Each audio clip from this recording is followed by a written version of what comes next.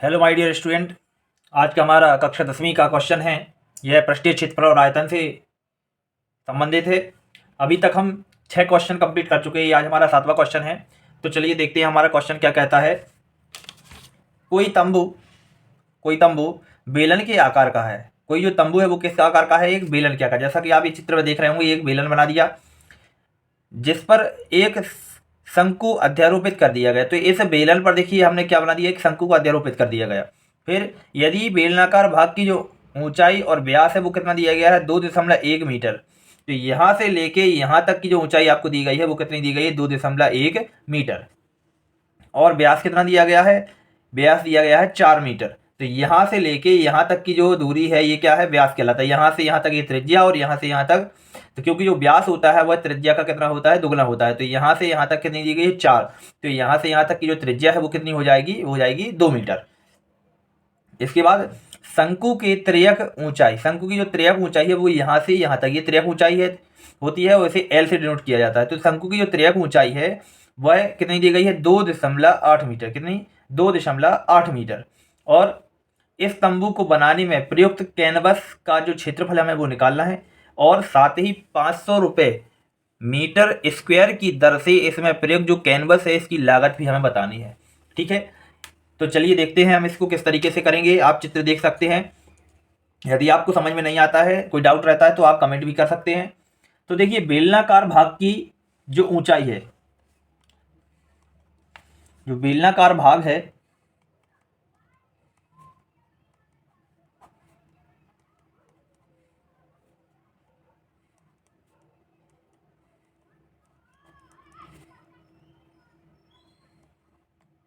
जो बेलनाकार भाग है उसकी ऊंचाई आपको कितनी दी गई है?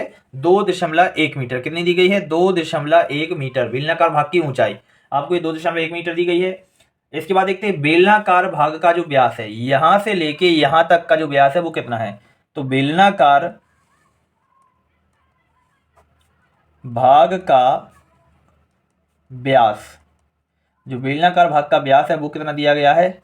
4 मीटर। कितना दिया गया है? 4 मीटर। अब जब 4 मीटर आपको ये दिया गया है तो बेलनाकार भाग की त्रिज्या कितनी हो जाएगी? बेलनाकार भाग की त्रिज्या, बेलनाकार भाग की त्रिज्या ये आपको हो जाएगी 2 मीटर, क्योंकि व्यास की आधी क्या होती है? त्रिज्या होती है। इसके बाद देखते हैं ये है शंकु के बारे में। तो शंक्वाकार भाग की त्रियक ऊंचाई, शंक्वाकार भाग की त्रियक ऊंचाई ये हो जाएगी हमारी कितनी? 2.8 मीटर। कितनी हो जाएगी? 2.8 मीटर। तब हमें निकालना है कैनवस का क्षेत्रफल। ठीक है, तब कैनवस का क्षेत्रफल यह हमें क्या करना है? निकालना है। ठीक है, तो यह कैसे निकालेंगे? तो आप यहां देखिए, तो क्या हो जाएगा? शंक्वाकार भाग का पृष्ठीय क्षेत्रफल, जो शंकु के आकार का ये भाग है इसका पृष्ठीय क्षेत्रफल, और उसमें हम प्लस कर देंगे बेलनाकार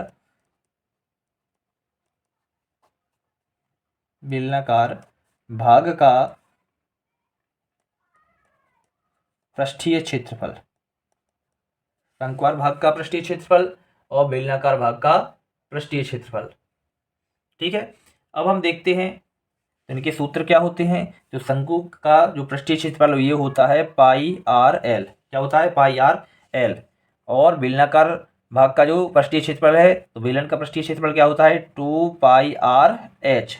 जो भी हमें मान दिए गए उनकी वैल्यू हम रख देंगे। चलिए, तो पाई, ये पाई रहेगा। आर का मान आपको कितना दिया गया है? देखिए ये अभी बात किसकी की जा रही है? हमारे यहाँ पर सबसे पहले शंकु की। ठीक है, तो इसमें हम देखते हैं बेलनाकार भाग में जो हमें दिया गया है शंकु की, तो आर कितनी दी गई है? ये दी गई है हमें 2। कितनी दी गई है? 2। चाहे आप यहाँ की भी ले लेंगे तो भी ये 2 है, और यहाँ से यहाँ भी मानेंगे तो भी 2 है। तो ये कितनी दी गई है आपको? 2। और एल ऊंचाई कितनी दी गई है? 2.8 मीटर, है ना। प्लस यहाँ कितना? 2, ये पाई, यहाँ पर भी आर का मान कितना दिया गया है? 2। और ऊंचाई आप देख सकते हैं बेलनाकार भाग की ऊंचाई कितनी है 2.1। तो देखिए 2 पाई और 2 पाई एक जैसा है, इसको हम कॉमन ले लेंगे। जैसा कि आप देख रहे हैं हमने जब इनकी वैल्यू रखी तो पाई आर का मान कितना है 2 और एल का मान 2.8 प्लस यहाँ 2 पाई आर का मान 2 और एच का मान 2.1। अब देखिए 2 पाई कॉमन है तो यहाँ पर 2 पाई कॉमन ले लिया तो यहाँ क्या बचेगा 2.8 प्लस यहाँ हो जाएगा 21 का 2 बार गुणा करेंगे तो कितना हो जाएगा 42 और एक अंक के बाद दशमलव तो दशमलव रख दिया। इसको हम जोड़ लेंगे तो ये हमारा हो जाएगा देखिए 4.2 और 2.8, इसमें 8 प्लस कर दिया तो 5 और 2 7, तो कितना हो जाएगा 7 गुणित 2 गुणित पाई का मान कितना होता है 22/7, 7 से 7 क्या हो जाएगी कैंसिल, तो 22 दूनी 44, तो ये 44 मीटर स्क्वायर ये क्या हो जाएगा कैनवस का क्षेत्रफल। ये हमें एक भाग हमारा कंप्लीट हुआ। अब आपसे कहा गया चूंकि क्या होता है कि 1 मीटर कैनवस 1 मीटर कैनवस की जो लागत है ये आपको दी गई है 500 रुपये मीटर स्क्वायर, है ना, एक कैनवस की। तो कितनी दी गई है ये 500, सॉरी ये तो मीटर में आपको मैं पहले लिख चुका हूँ, तो ये 500 रुपये आपको दी गई है। तो इसलिए 44 मीटर स्क्वायर कैनवस की लागत, तो हम क्या करेंगे 44 गुणित 500, तो ये 2 जीरो पहले से ही हम इसको यहाँ रख देते हैं। 5 को गुणा करेंगे 5 को 20, जीरो हासिल की 2, 5 का फर्क करेंगे 20 और 2 22, तो यही हमारा क्या हो जाएगा आंसर। तो ये हो जाएगी लागत और ये हो जाएगा क्षेत्रफल। ठीक है।